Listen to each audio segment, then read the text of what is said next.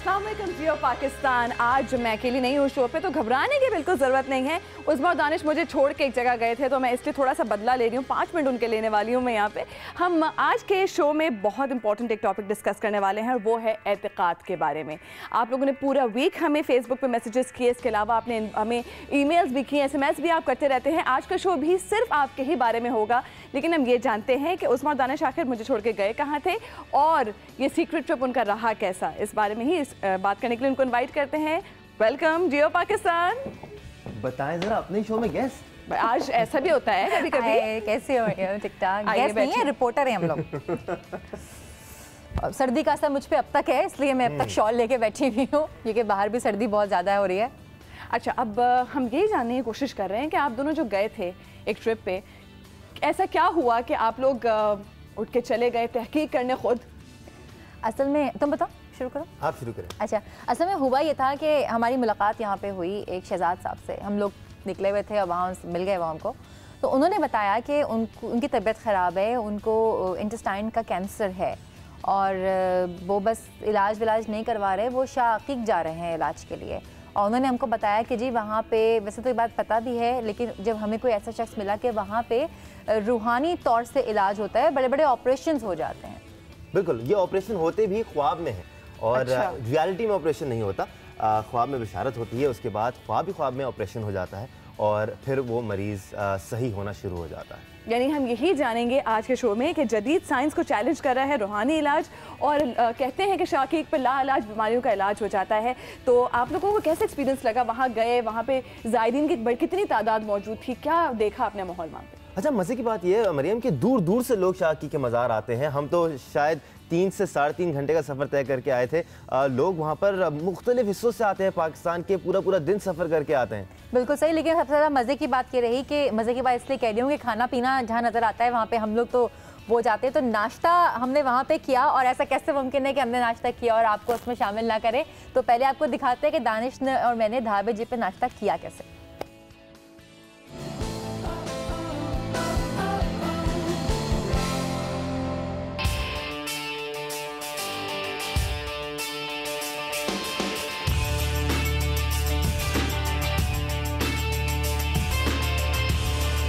जब भी आप कभी नेशनल हाईवे पर सफर करते हैं तो आपको सड़क के दोनों तरफ जगह जगह होटल नजर आते हैं। ये होटल ढाबा होटल के नाम से जाने जाते हैं।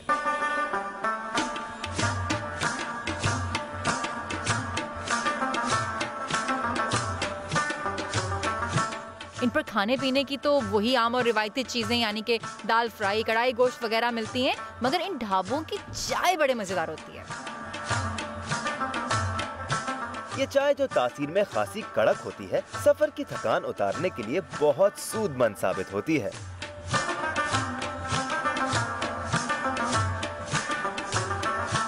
हमने ठट्टा की जानिब सफर करते हुए ढाबे जी के मकाम पर ऐसे ही एक ढाबे पर रोककर नाश्ता करने का प्लान किया। भाई, ये एक ढाबा नजर आ रहा है, यहाँ पर कुछ लोग भी हैं, पराठे भी बन ही रहे हैं मेरे ख्याल से। हाँ, इतनी देर नहीं हुई है हमें। जरा चेहरा भाईजान, आपने ये सब बंद करके रख दिया है, नाश्ता मिलेगा भी या नहीं मिलेगा? मिल जाएगा। क्या है क्या नाश्ते में आपके पास? नाश्ते में हमारे पास अंडे, पराठे। लगा दे यार 50-60 पराठे।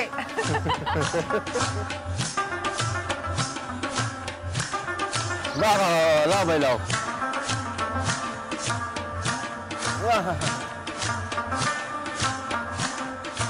इस सर्दी के बावजूद ये रबड़ी नहीं हो रहे, कड़क नहीं हो रहे, नरम है। वाह वाह, आप लोग तड़प रहे होंगे, लेकिन सॉरी, बहुत मजे का।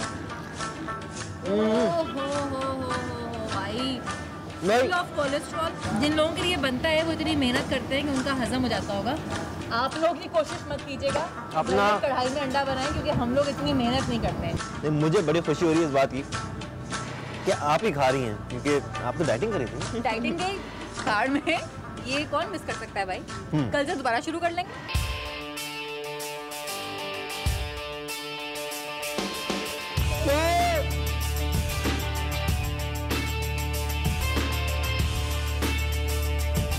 आ गए हम खवातीन, कहीं पे भी काम कर लें, लेकिन ये काम हमारी जिंदगी के साथ चलता है। ये अंडा पराठा आपको सिर्फ पाकिस्तान में ही मिल सकता है, और पाकिस्तान में भी किसी ढाबे पे जाके, घर पे वो मजा नहीं आएगा।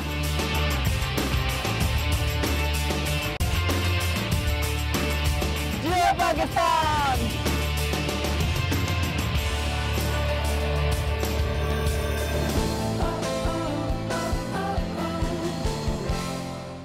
जब हम नाश्ता करके निकल ही रहे थे तो वहाँ पर हमें एक साहब मिले जिन्होंने हमें बताया कि करीब में ही शाह बुखारी का भी एक मज़ार है जहाँ से 5 चश्मे निकलते हैं। हमारे लिए काफ़ी इंटरेस्टिंग बात थी, हमने कहा फ़ौरन से पहुँच जाते हैं और देखते हैं वहाँ की क्या खासियत है।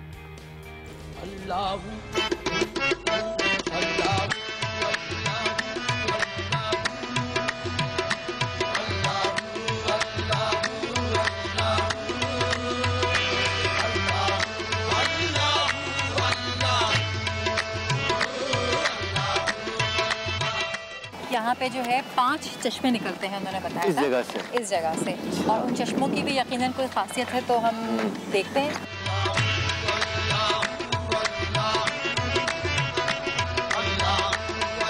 उस्मा यहाँ के मुंतज़िम भी हैं, उनसे बात कर लेते हैं, सही इन्फॉर्मेशन हमें मिल जाएगी। अस्सलाम वालेकुम। वालेकुम। कैसे हैं जी? ठीक ठाक हैं आप? जी हाँ। 5 चश्मे हैं यहाँ पर पूरे? 5 नहीं है बल्कि 7 हैं यहाँ। अच्छा 7 हैं? जी जी। अच्छा। एक चश्मा ये है, इसके पीने से अल्लाह ताला जो है पेट की बीमारियां ख़त्म कर देता है। इससे थोड़ा सा आगे इस साइड पे खारिश का चश्मा है, 3 मरतबा वक्फे से नहाएगा, अल्लाह और वली चाहता है तो खारिश उसकी ख़त्म हो जाती है, कैसी भी खारिश है। अच्छा। और बीच में है चश्मे 3-4, फिर 2 आगे हैं। इस तरह टोटल जो है यहाँ चश्मे 7 हैं। ये जो चश्मो खारिश का जो पानी है, जी जी, ये यहाँ से लोग लेके भी जाते हैं या लेके यहीं पे जाते हैं, बाकी फ़ायदा यहीं पर ही है क्योंकि वली का दर है। ये बहुत मशहूर है, खजी वाले बाबा जुम्मन शाह बुखारी जंगी दावे जी। अच्छा, इसके अंदर मैंने अभी देखा कि यहाँ पे चूड़ियाँ भी लोगों ने डाली हुई है। बच्चे ने बताया कि लोग अंगूठियाँ भी डालते हैं। कोई पैसे भी डालता है, अंगूठियाँ भी डालता है, कोई चूड़ियाँ डाल देता है। अब वो इस नज़रिए से शायद हमारी कोई मुराद पूरी हो जाए। अब पूरी तो खैर अल्लाह ताला और वली करते हैं, अपना अपना एक यकीदा है लोगों का। अच्छा, एक चीज़ आपसे ज़रूर जानना चाहेंगे, यहाँ पे लोग देख भी रहे हैं, अक्सर ऐसा होता है कि लोगों के अकायद अंधे होते हैं, वो ये समझ लेते हैं कि बस यहीं से मिल रहा है। तो आपने जिस तरह से कहा कि जो अल्लाह और वो चाहते हैं, तो यहाँ पे आप उनके इन अकायद की तस्दीक भी करते हैं? इसके बारे में ये है कि हमारे मज़हब के मुताबिक जो है ना, दुआएं तो आदमी 2 जगह मकसूद मांगता है, या तो मस्जिद या वली का दर। और वैसे दुआ का जहाँ तक ताल्लुक़ है, यकीदे का ताल्लुक़ है, इंसान जंगल में भी बैठेगा, अगर अल्लाह पूरी करना चाहेगा तो उसकी मुराद जंगल में भी पूरी कर देगा। पर एक अपना दिल को मुतमीन करने के लिए लोग मस्जिद में और मज़ारों पे जाके दुआ मांग लेते हैं और अल्लाह ताला पूरी भी कर देता है। बहुत शुक्रिया आपका। हम मज़ार देख सकते हैं? बिल्कुल। हम सलाम करना चाहेंगे। जी हाँ, जी हाँ।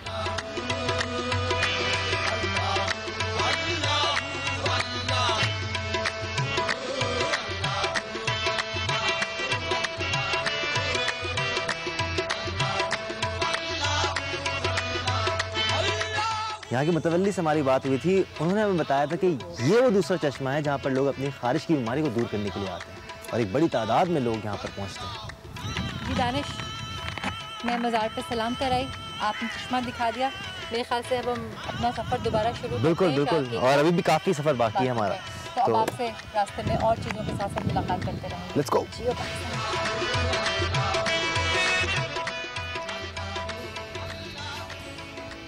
सारी बात अकीदे की है, कोई क्या मानता है कोई क्या मानता है। और वैसे जब मायूस हो जाता है इंसान अपनी सेहत को लेके खास तौर पे उस्मा, तो काफ़ी चीज़ें करने पर मजबूर भी हो जाता है। हाँ, वही बात हम लोग सोच रहे थे उस्मा कि जब कोई रास्ता नहीं बचता तो लोग शायद यही रास्ता अपनाने के बारे में सोचते हैं। लेकिन आज के इस प्रोग्राम में हम इस फिनोमेना को क्लियर करने की भी कोशिश करेंगे कि जनाब हकीकत क्या है, डॉक्टर्स क्या कहते हैं, हमारे नफ्सियात क्या कहते हैं, इस पर भी बात करेंगे। बिल्कुल सही। साथ साथ ये बात भी है कि हमारे यहाँ क्योंकि इस किस्म के वो इदारे मौजूद नहीं हैं, हॉस्पिटल्स या सेहत की सहूलतें मैसर नहीं हैं, जो अवेलेबल हैं वो इतनी महंगी हैं कि आम आदमी की पहुँच से बाहर हो जाती हैं, तो ये भी एक वजह है। साथ साथ आपके मैसेजेस हमें मिलना शुरू हो गए। उमर फारूक ने हमें मैसेज किया है कि आज़म का मैसेज आ चुका है, उस्मान आरिफ का आ चुका है, शेख मोहसिन अली का आ चुका है, फातिमा जहरा का मैसेज आ चुका है। थैंक यू सो मच कि आप हमारा प्रोग्राम पसंद कर रहे हैं और आगे देखिए, आगे बहुत कुछ है हमारे पास इन्हीं अकायद के हवाले से। अच्छा, मैं ये जानना चाहती हूँ कि जब आप लोग गए मज़ार पर, तो आपने जो वहाँ पे लोग देखे जो अपनी बीमारियों के इलाज के लिए आए थे, तो क्या वो लोग डॉक्टरी इलाज भी करा रहे थे, क्या वो सिर्फ इन मज़ारों पर ही आए थे डायरेक्ट?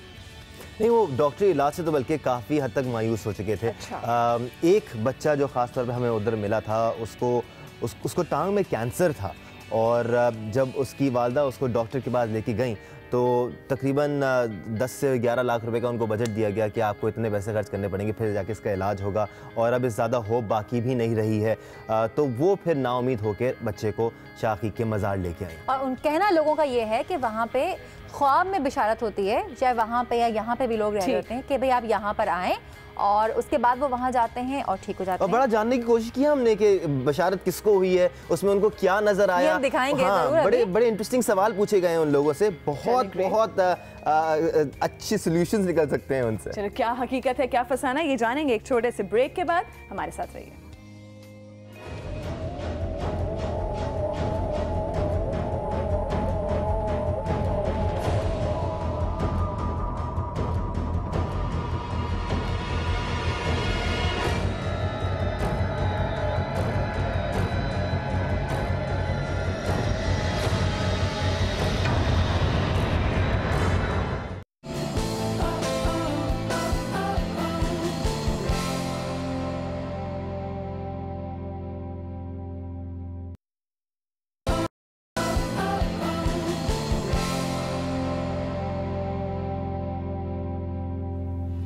वेलकम बैक जियो पाकिस्तान। हम आज हकीकत जानने की कोशिश कर रहे हैं कि जो लोग मज़ार जाते हैं अपनी लाइलाज बीमारियों के इलाज के लिए, तो वहाँ पे क्या उनको शिफा मिलती है, ये क्यों मिलती है। अक्सर साइंसी जो माहिरीन होते हैं वो ये कहते हैं कि जी आपका अकीदा इतना पक्का होता है कि आपको रूहानी इलाज करके सुकून मिलता है, क्योंकि आप उस यकीन करते हैं उस पर, तो आपको कभी कभी शिफा हो भी जाती है। मरियम, इसमें एक बेसिक फैक्टर जो हमने भी उधर नोटिस किया वो लैक ऑफ अवेयरनेस है। लोगों को मुख्तलिफ अमराज के बारे में नहीं पता, लोगों को मुख्तलिफ साइकोलॉजिकल डिजीज़ के बारे में नहीं पता। जब ऐसा कोई डिजीज़ सामने आ जाता है तो ज़रा मुख्तलिफ हो, जिसके सिम्टम्स ऐसे हों जिसमें एक शख्स अजीब हरकतें कर रहा है या उसका रवैया वैसा नहीं है जैसा आमतौर पर होता है, तो हम समझते हैं कि इस पर हाल आया हुआ है या इस पर जिन आया हुआ है, या ये जो बीमारी है ये मेडिकली क्योर नहीं की जा सकती। बिल्कुल, और वहाँ पे हमने बहुत सारे ऐसे केसेस देखे भी। जब हम शाह अकीक पहुँचे वहाँ पे कई ऐसी चीज़ें हमने देखी जिनको हमने इन्वेस्टिगेट करने की भी कोशिश की, वही लाइल्मी वाली बात नज़र आई। पहले आपको दिखाते हैं हम वो चीज़ें कि वहाँ पे हमने क्या क्या देखा, कौन कौन से पेशेंट हमें वहाँ नज़र आया और क्या क्या नज़र आया है कि क्या चीज़ें हैं, और उसके बाद हम इस पर तफसील से बात करेंगे, कुछ साइंसी माहिरीन की राय भी इसमें लेंगे। पहले आपको दिखाते हैं कि हमने वहाँ पर देखा क्या क्या।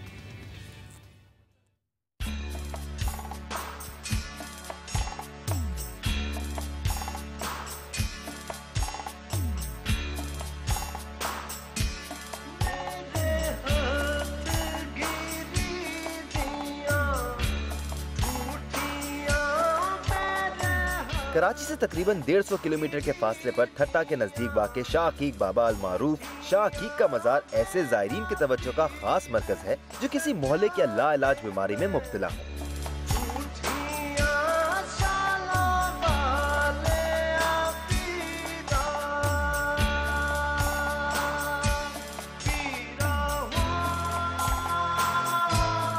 तकरीबन 2.5 से 3 घंटे का तवील और मुश्किल सफ़र तय कर हम यहाँ तक पहुँचे। हमारी तरह हज़ारों लोग इससे भी ज़्यादा सफ़र कर यहाँ आते हैं। मकसद होता है अपनी परेशानियों का हल। बिल्कुल, और जब वो अपने इलाज और अपनी ज़िंदगी की बाकी परेशानियों के लिए हर दरवाज़ा खटखटा लेते हैं और सब जगह से नाउम्मीद हो जाते हैं, तो वो रुख करते हैं शाह अकीक बाबा, जिनको रूहानी सर्जन भी कहा जाता है। आइए चल के देखते हैं कि वहाँ पर किस तरह इलाज होता है और लोगों के अकायद इस बारे में क्या है।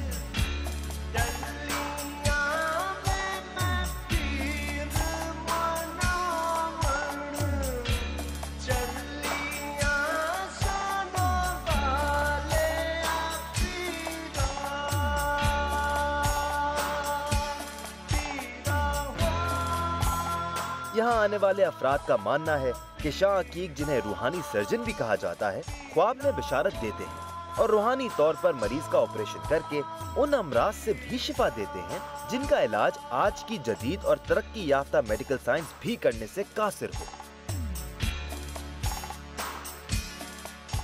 मज़ार के अतराफ कई ऐसे मुसाफिर खाने हैं जहाँ ज़ायरीन दौरान इलाज क़याम करते हैं। यहाँ हमारी मुलाकात ऐसे ज़ायरीन से भी हुई जो कई साल से यहाँ मुकीम है। आप कब से हैं यहाँ पे? ये मुझे 1 साल हो गए इधर रुके हुए। तकरीबन मेरा गुर्दे का मसला था, अपेंडिक्स का मसला था, अल्लाह के करम से वो हल हो गया है। अभी मैं इन भाई को साथ में लेके आया हूँ। इसकी टांग का वरम का मसला था, कैंसर था टांग पे, जिसमें इन्होंने बिशारत दी रुकने की। मस्जिद में यहाँ में 3 महीने हो गए रुके हुए। ये कि टांगों का बड़ा करम हुआ है, भी बहुत बेहतर हो गई फिर। अच्छा, आपको अपेंडिक्स भी था और गुर्दे की तकलीफ भी थी, और दोनों तकलीफें ठीक हो गई या पहले गुर्दे की ठीक हुई और अब आप अपेंडिक्स के लिए आए हैं? नहीं, मेरे गुर्दों की अपेंडिक्स का दोनों का मसला था, तो दोनों इन्होंने एक साथ हल करा मेरा। आपने डॉक्टर से वहाँ चेक करवाया था, आपको बीमारी थी, यहाँ से ठीक होने के बाद जाके दोबारा डॉक्टर को चेक कराया? हाँ, डॉक्टर को मैंने दोबारा चेक कराया। अल्ट्रासाउंड जो दिखाया था अपेंडिक्स फटने का, वो भी मैंने दिखाया दोबारा। डॉक्टर खुद हैरान है, ये कैसे हो सकता है। ऑपरेशन के निशान हैं आपके या रूहानी ऑपरेशन ही हुआ है? रूहानी ऑपरेशन हुआ। निशान नहीं है अच्छा, मतलब ख्वाब में आपकी ऑपरेशन हुआ? जी। आप कब से हैं यहाँ पे? अभी ये 3 महीने हो गए मेरे। और आपको किसने बताया था कि ये यहाँ पर इसको लेकर आए आपके बच्चे को और वो ठीक हो जाएगा? ये मेरे बच्चे ने खुद ही बोला, कहने लगे मैं शायकीक जाऊँगा मैं। डॉक्टरों ने तो बिल्कुल लाजवाब कर दिया था। हाँ, इसकी तकलीफ के बारे में बताएं, डॉक्टरों ने क्या कहा था? डॉक्टरों ने बोला था इसको कैंसर है। ठीक है, और कितना टाइम है बच्चे के पास? फिर 25 महीने वो दिन जी सकेगा, ये इससे ज़्यादा नहीं जी सकेगा। 25 दिन जी, और उसकी टांग भी कटेगी। और 14 लाख रुपए मांग रहे थे और कोई गारंटी नहीं। बच्चे ने बोला अम्मी मैं शाकीक जाऊँगा, मैं इसको भाग के यहीं पर ही लेकर आऊँगा। अब बच्चे को कैसे पता चला कि उसको शाकीक आना है? पता नहीं, खुद ही उसने बोला। घर में पहले बात हुई है कभी शाकीक के मज़ार की? हाँ, हुई थी एक दफ़ा, तो इसने बोला मैं बस शाकीक जाऊँगा अम्मी। फिर हम इसको यहाँ 3 दिन ले कर आए, फिर 3 दिन के बाद हम ले गए थे उससे। फिर उसने बोला कि अम्मी मैं दोबारा शाकीक जाऊँगा। हम उसमें आलिया जब से यहीं पर ही हैं, और अब जब जाएंगे बाबा से हमने वादा किया है कि जब मेरा बच्चा पैरों चलेगा ना तभी मैं इसको लेके जाऊँगा। ऐसे नहीं जाऊँगी, इंशाल्लाह बिल्कुल ठीक हो जाएगा, आप फिक्र नहीं करें। ऐसे नहीं जाऊँगी। बाबा से मैंने कहा है, मैंने बाबा से यही बोला है, बाबा मैं इसको गोद में लेकर आई हूँ, उसको पैरों चला कर लेकर जाऊँगी।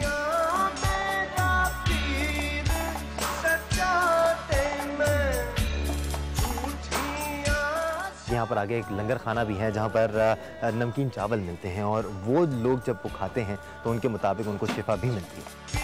क्या ये सादा चावल है? ये चावल तो इसके अंदर सिर्फ नमक है बस, तेल वेल बिल्कुल नहीं होता इसके अंदर? नहीं, ये सादा होता है। ये बिल्कुल सादा। यहाँ के मरीज ऐसे होते हैं ना, ये इनको हर चीज़ खाना मना होता है, तो फिर इसी लंगर से इनको शफा होती है। शाकीक के मज़ार के पास एक और मज़ार भी मौजूद है जिसे जलाली बाबा के मज़ार के नाम से जाना जाता है।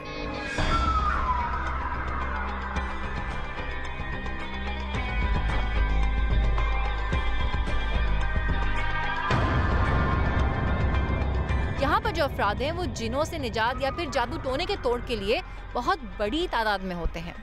जलाली बाबा के मज़ार के आहते में हम इस वक्त मौजूद हैं। इनको जलाली बाबा खिताब दिया गया था क्योंकि उनको गुस्सा बहुत ज़्यादा आ रहा था। बिल्कुल, और ये शाकीक बाबा के छोटे भाई हैं और इनका असली नाम है अब्दुल्ला शाह। और बहरहाल पहले तो गुस्सा इनको बहुत आया करता था, लेकिन यहाँ पे जो मौजूद लोग हैं वो ये कहते हैं कि अब उनका गुस्सा ठंडा हो गया है। अब अगर यहाँ मौजूद किसी से कोई गलती हो जाती है तो वो माफ़ कर देते हैं, ज़्यादा नुकसान या परेशान नहीं करते, ज़्यादा गुस्सा नहीं करते।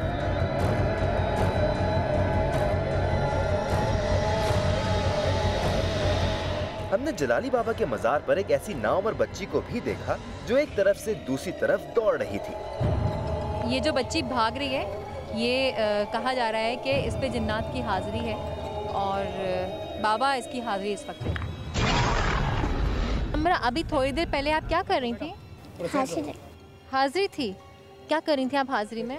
पता नहीं होता। अच्छा, आप भाग रही थी, जंप लगा रही थी? होश नहीं आता मुझे जब। अच्छा, तो ये आपको कैसे पता चला कि आपको हाज़िरी हो रही थी? चक्कर आते हैं फिर हाजिर हो जाते हैं। अच्छा, तो अभी ठीक हो गई आप और आपको लगता है कि आप जल्दी ठीक हो जाएंगी? जी चलो ठीक है बेटा, इंशाल्लाह आप बहुत जल्दी ठीक हो जाएंगे। जलाली बाबा के मज़ार के साथ एक मुख्तसर से मैदान में एक मखसूस हिस्से की मिट्टी को शिफा की मिट्टी माना जाता है, जो यहाँ मौजूद ज़ायरीन अपने जिस्म और चेहरे पर इस यकीन के साथ लगाते हैं कि उनको इसके इस्तेमाल से बीमारियों और नादीदा बदी की कुव्वतों से निजात मिलेगी। इसी मैदान में एक जाने मौजूद कुएं के पानी को शिफा का पानी माना जाता है।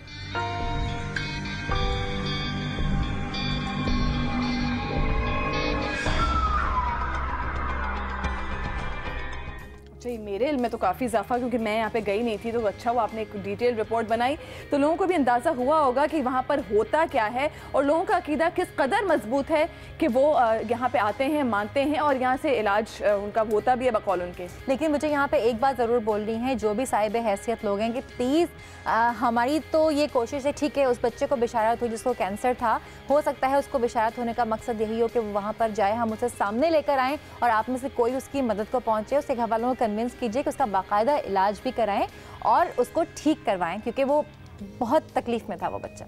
बिल्कुल उस्मा, इस पे भी हम बात करेंगे, लेकिन यहाँ छोटा सा ब्रेक का वक्त है, ब्रेक लेते हैं, वापस आके इसी को आगे बढ़ाएंगे।